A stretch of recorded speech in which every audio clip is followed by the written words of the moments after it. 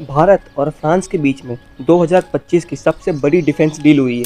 ये डील कोई छोटी मोटी डील नहीं है। ये डील 63,000 करोड़ की है, जो कि एक बार फिर से राफेल के लिए हुई है। बट इस बार ये नॉर्मल राफेल नहीं है, ये राफेल मरीन वर्जन है और इस डील के तहत 26 राफेल मरीन हमारे पास आएंगे। तो इस वीडियो में हम लोग समझेंगे कि राफेल एम के क्या क्या फ़ायदे हैं और नुकसान है, और हम ये खरीद रहे क्या ये अच्छा भी है या नहीं। तो सबसे पहले ये देखते हैं कि हमने ये डील करी ही क्यों। तो हमारे पास अभी हमारा INS विक्रांत है, जो कि एक बहुत ही बड़ा एयरक्राफ्ट कैरियर है, लेकिन उसके ऊपर लगाने के लिए हमारे पास अच्छे फाइटर जेट्स नहीं है। इससे पहले इंडिया MiG-29 यूज़ करता था, लेकिन MiG-29 में बहुत सारे ड्रॉबैक है।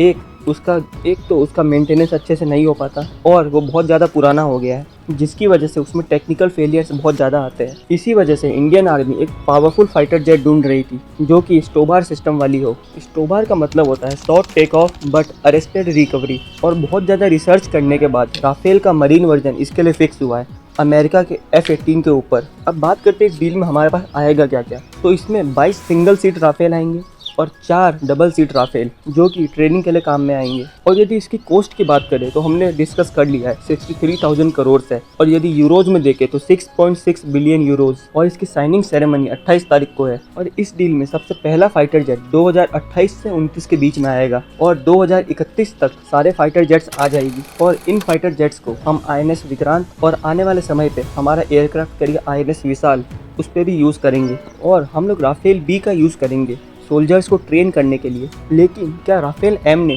कभी लड़ाई लड़ी भी है जितना अमेरिका के फाइटर जेट्स ने लड़ी है? तो इसका आंसर है हाँ। सीरिया, माली, लीबिया, अफगानिस्तान, हर जगह पे राफेल लड़ा हुआ है और ये किसी भी एयरक्राफ्ट कैरियर से लड़ाई लड़ने में सक्षम है। इसमें AESA रेडार, इलेक्ट्रॉनिक सूट्स और स्पेक्ट्रा सेल्फ डिफेंस सिस्टम है, और ये दूर तक के निशानों को बहुत ही इजीली हिट कर पाएगा। और हमारी नेवी की क्षमता बढ़ाने के लिए ये डील बहुत ही इंपॉर्टेंट है, क्योंकि इंडियन ओशन में सिर्फ हमारा एक दुश्मन नहीं है, पाकिस्तान भी है, दूसरा चाइना भी है। और हमारी इतनी कैपेबिलिटी होनी चाहिए कि हम एक साथ दोनों को कम से कम काउंटर कर पाए। और चाइना की नेवी दिन प्रतिदिन शक्तिशाली होती जा रही है, और राफेल एम की मदद से हम बे ऑफ बंगाल और अरेबियन सी दोनों जगह पर अच्छे से काउंटर कर पाएंगे चाइना और पाकिस्तान को। और इससे इंडिया और फ्रांस के रिलेशंस भी अच्छे होंगे, जो कि वैसे भी अच्छे हैं ही, लेकिन इससे और ज़्यादा होंगे। और इंटरनेशनल मुद्दों पे फ्रांस हमारा और साथ देगा। और यदि राफेल को हटा भी दिया जाए तो इंडिया फ्रांस के साथ सबमरीन, सैटेलाइट्स और मिलिट्री ट्रेनिंग हर चीज़ पे कोलैब कर रहा है। और फ्रांस हमारे मेक इन इंडिया प्रोजेक्ट को भी बहुत ज़्यादा सपोर्ट करता है, और उस पर हम ट्रस्ट कर भी सकते हैं, क्योंकि उसने पहले भी 36 राफेल अच्छे से पहुँचाए थे।